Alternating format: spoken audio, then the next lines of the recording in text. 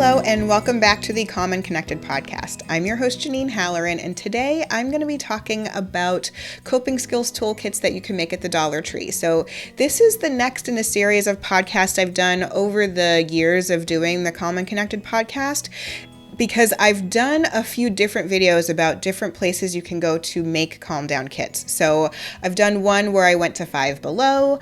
I did one when I went to Target, to Michael's, and even online at Oriental Trading. And then I also recorded one that was a more generalized one of how to make a coping skills toolkit in general. And that was way back at the beginning of the podcast. So I will link to those in the show notes so you can get a chance to listen to the different ideas. But today we're really focusing on the Dollar Tree and items that you can find for a coping skills toolkit there. So I have some of them right next to me, so I'm going to get a chance to share those with you on video. So I'm going to actually go through the different styles and show you the strategies I found for each style. So first is relaxation. And I found coloring books. Now, coloring books could be considered either relaxation or distraction. Today, I'm considering it relaxation. So I found one that is has some inspirational words in it, has some more complex patterns that you can use. And I think this would be great for a teenager. But there's also tons of coloring books there that are great for younger kids. So this one is more geared for younger kids. So there's definitely lots of ways that kids can relax, and coloring is one of those things. It can be super relaxing for kids to be able to do that, super calming. So that's why I put it in the calming relaxation section today. Next is distraction. So there were a lot of things that could be considered distraction coping skills while I was there. So Dollar Tree has a lot of fun activities and games. So I'll show you a few of those. I couldn't resist. I see a lot of stuff and I want to see what it's all about. So first is these little building bricks. So they're kind of like Legos, but it's a really small pack. So it's actually really great for a calm down kit. So instead of having like an entire barrel of Legos, you only have like a little bit of these building bricks that you can build with, and you can put them in a container that covers. I just didn't have one, so this is the one I'm using. So you could do that, something really fun for kids to do, and they can just free build when they're doing that. Something else that I found when I was at Dollar Tree was word finds. So people can do this, kids can do this when they just need a little bit of a distraction. Great to just get their minds off things for a few minutes, give their brains a break by doing some word find. They also had Sudoku and they had crossword puzzles as well, but I chose to focus on word find because I like word find, so I'm going to do that one too myself. And then the last thing I found that I thought was super cute was this tiny version of Uno. Look at how cute this is. It's called Uno Go. It's so small.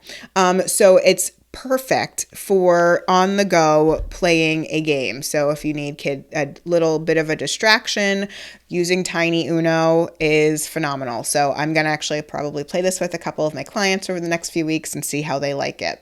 Next, in the movement category, I found a couple of dice, some big dice that you can use. Bigger dice, I should say. They're not like super huge, but here are the dice. So the way that I would use this with movement is I would actually have kids roll the dice and then have them do a movement activity based on the number that came up. So if it was 7, they could do 7 jumping jacks. And if they rolled a 3, they could do 3 wall push-ups.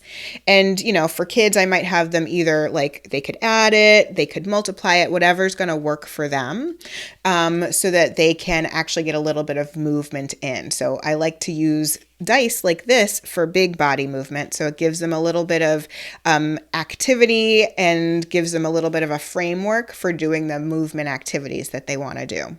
Next is sensory. So a lot of times I talk about fidgets. If you've ever heard me speak in doing a day-long presentation, I talk about fidgets a fair amount because I think they can be so powerful. As a tool, fidgets can be super helpful to help kids concentrate, and it can be fun for them as well. So I often will talk about different sorts of fidgets that you can use.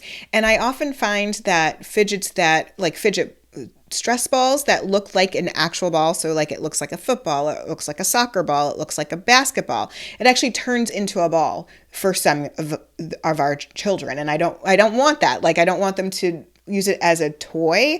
I want them to use the fidget as a tool. So instead of using a ball, sometimes what I will do is I will use a pool noodle fidget. So I got one pool noodle and I cut it up using a serrated edge knife. So I just cut it up into several pieces. It actually ended up making, I think, like 30 or 40. It's a pretty significant amount. But what's great is that it's quiet. And it's not going to be something that they will automatically throw like a basketball or kick down the aisle like a soccer ball.